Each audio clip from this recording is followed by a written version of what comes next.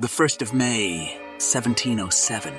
Queen Anne is in a big procession, making her way to the St. Paul's Cathedral to celebrate what she saw as her greatest achievement, the creation of a new country, Great Britain. And in this way, becoming the first queen and monarch of a united Great Britain. And yet, Anne is one of England's least celebrated queens, often left out of the equation, almost as if she didn't exist. Anne's been traditionally seen as this dowdy, an invalid queen who presided over a very dull and boring court and was very much pushed around. But nothing could be further from the truth. In fact, Anne had already changed the world 15 years before she even became queen, because she may have caused the glorious revolution with her scheming letters to her sister Mary, the wife of the Protestant Dutch William of Orange. In 1688, William of Orange invaded England and took the throne from the Catholic English king and Anne's father, after being invited by Parliament to do so. There were no battles or violence, and William ruled jointly with his wife Queen Mary of England in what has been dubbed the Glorious Revolution. This is the story of the incredible Queen Anne, the forgotten queen who started a revolution. This is Women in History with Magnus. But before we begin, remember to push that subscribe button so you don't miss the next time I upload and blah blah blah. James II, Anne's father, adhered to Catholicism, a significant deviation in a time when Catholicism faced staunch opposition. The 17th century was marked by intense anti-Catholic sentiment. Both he and Anne's mother embraced this faith during Anne's early years. However, many believed that James's adherence wouldn't be a problem, since his successor, Princess Anne, was Protestant. Recognizing that Anne and her elder sister Mary would be brought up Catholic due to their father's faith, Charles ensured they received a Protestant upbringing. They were educated among Protestants, immersing them in strong Protestant beliefs and practices. Consequently, Anne grew up staunchly Protestant, with some observing that she was deeply influenced by its teachings from a young age. But tensions were now rising in England. The 22-year-old Princess Anne, previously second in line to the throne, faced potential loss of her crown due to her stepmother Queen Mary Beatrice's pregnancy. If the child was a boy, he would supersede both Anne and her sister in the line of succession. Anne held strong hostility towards her stepmother Mary, something that was exacerbated by their intricate family dynamics. Mary of Modena, 15 years old, and Anne's senior with only a few years, became Anne's stepmother just 2 years after her mother's passing. The close age proximity between Anne and her new stepmother likely made for a very uncomfortable situation. Congratulations, stepdaughter. What a blessing this is for you.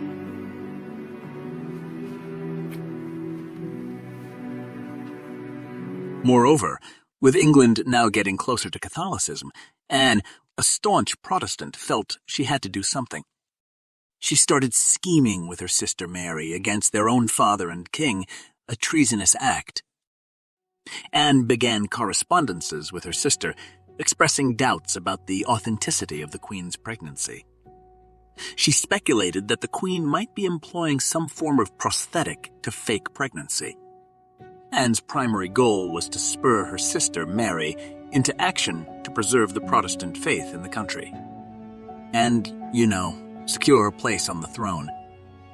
Aware that anything she said would ultimately reach Mary's husband, William of Orange, a leading Protestant figure in Europe, Anne strategically spread her worries around. Her letters followed a strict design, gradually building a narrative of suspicion. Anne hinted that the Queen appeared excessively healthy for someone expecting, and found it strange that the Queen avoided disrobing in Anne's presence. In a particularly audacious move, Anne even ventured into her stepmother's chamber, requesting to touch or see the Queen's belly. It's quite a remarkable tactic on Anne's part. Here's a very morally upstanding woman, but she can play dirty when she wants to. While Anne was typically perceived as virtuous, these actions showcased her willingness to employ cunning tactics when feeling threatened. In June 1688, news arrived that Anne's stepmother, Queen Mary, had given birth to a son named James. This birth positioned him as the Catholic heir to the throne, and Anne was now dethroned. When Mary of Modena gives birth, She supports a rumour that her half, and she makes sure that that rumour spreads far and wide. She suggested that the infant was not the legitimate heir but a changeling, a child switched at birth. She in this way insinuated that a half-brother had no rightful claim to the throne.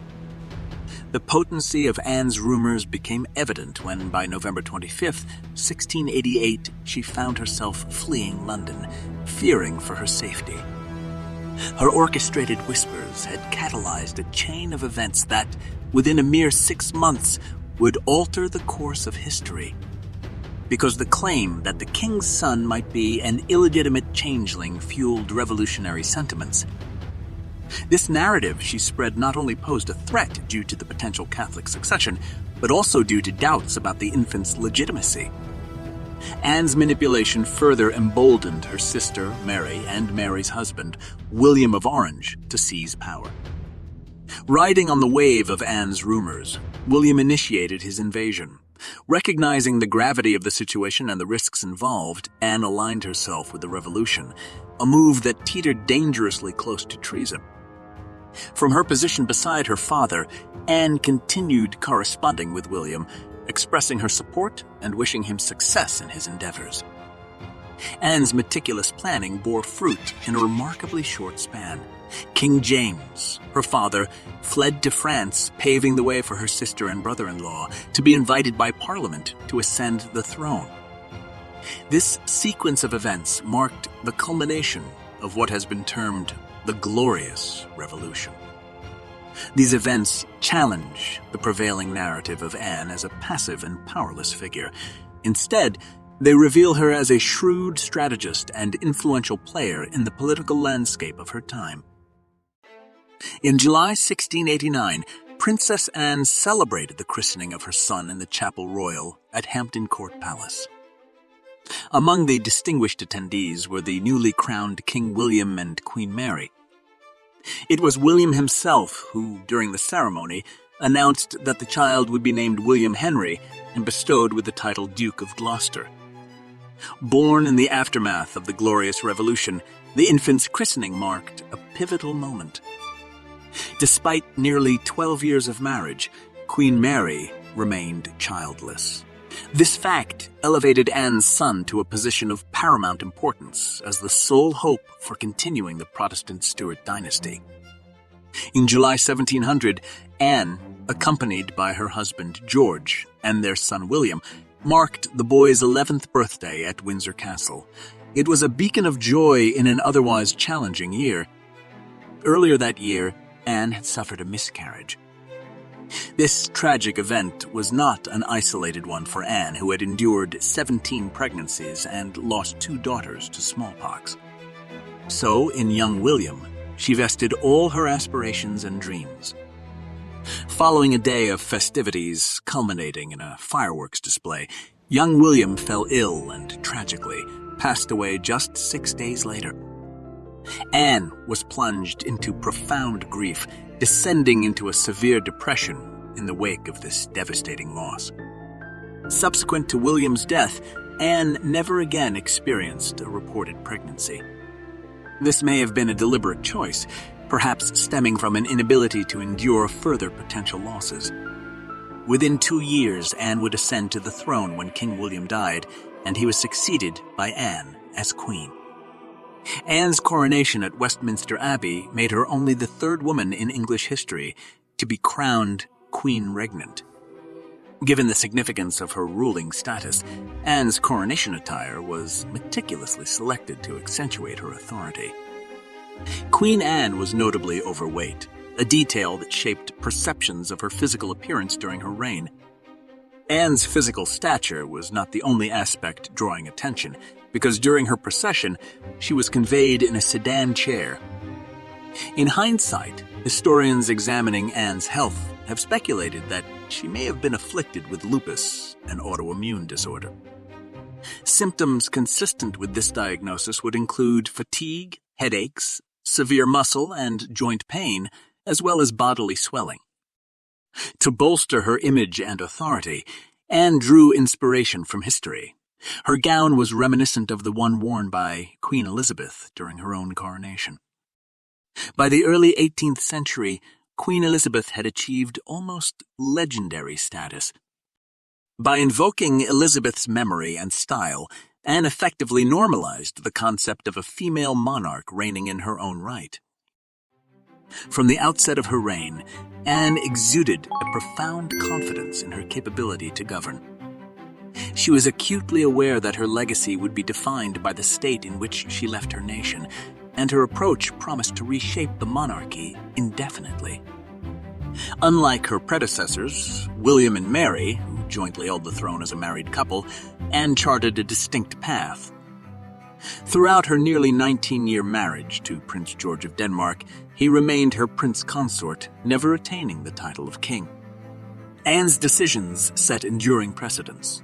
The monarchy, traditionally guided by precedent, saw Anne's choices reverberate through the ages. When Queen Victoria ascended the throne and married Prince Albert, the mold set by Anne was evident. Albert assumed a role akin to George's, that of a consort rather than a king, a pattern later mirrored by Queen Elizabeth II and the Duke of Edinburgh.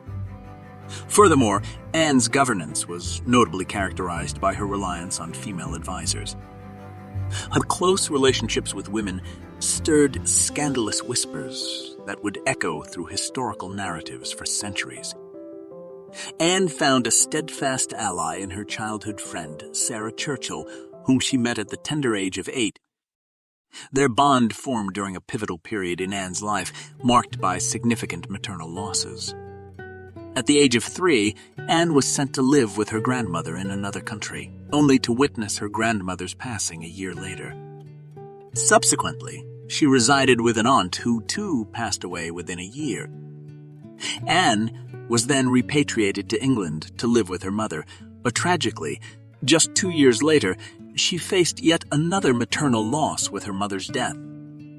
These successive bereavements deeply instilled in Anne a lifelong yearning for female companionship, making Sarah's entrance into her life during such formative years especially significant. The younger Anne looked up to the older Sarah, giving her a pivotal sway over the princess and her decisions. At a pivotal meeting during her reign, Queen Anne grappled with an issue that would resonate through the annals of history, the unification of England and Scotland. Since ascending the throne, Anne harbored a profound ambition to forge a political union between the two nations. Her urgency was accentuated by her lack of a direct heir.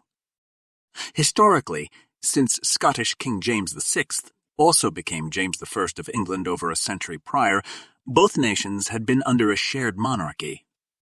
However, they remained distinct entities with separate identities and aspirations. This posed a dilemma for Anne, as divergent views on the childless queen's successor existed between England and Scotland. While Anne was resolute in ensuring a Protestant successor, the strongest claimant, James Stuart, her half-brother and son of her father, King James, resided in France, casting a shadow of potential religious discord. The prospect of James Stuart ascending the Scottish throne as a Roman Catholic, juxtaposed with a Protestant monarch in England, threatened to ignite a century-long religious conflict. Anne envisioned a unified kingdom as the solution, albeit a complex one.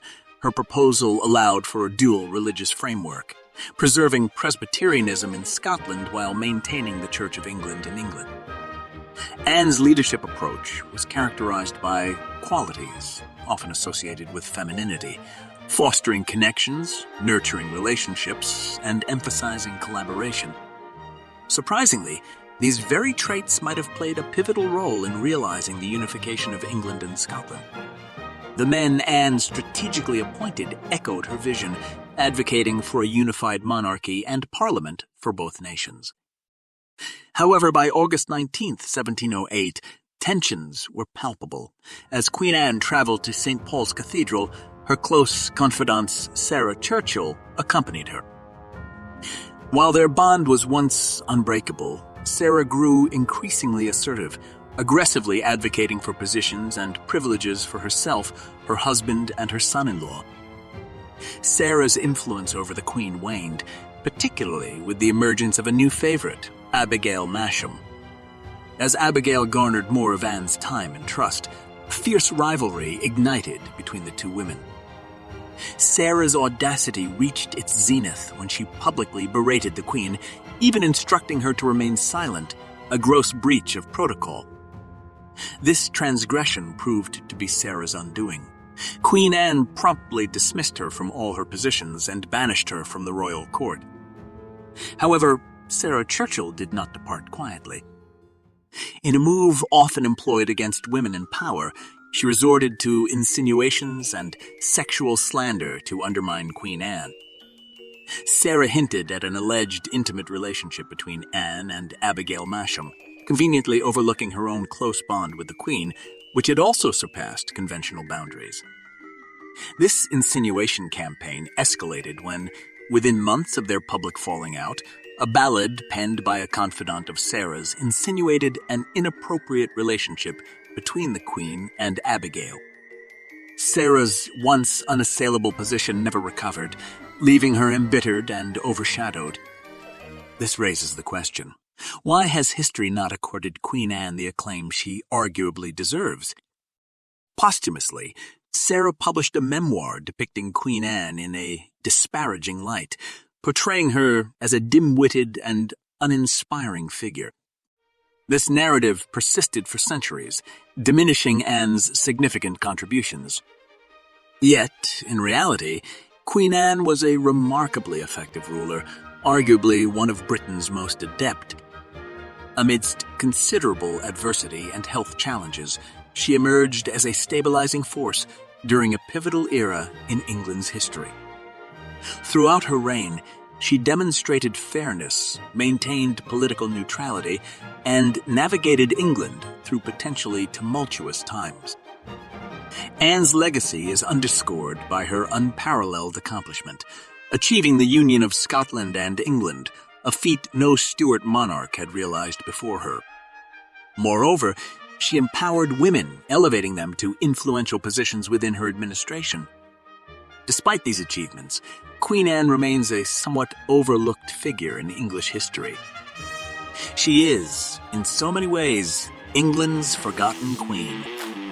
Please smash that like and subscribe buttons, as if you were a Protestant queen, stopping a Catholic invasion, and please check out my other videos to see if there are others you find interesting. And I hope to see you in the next one.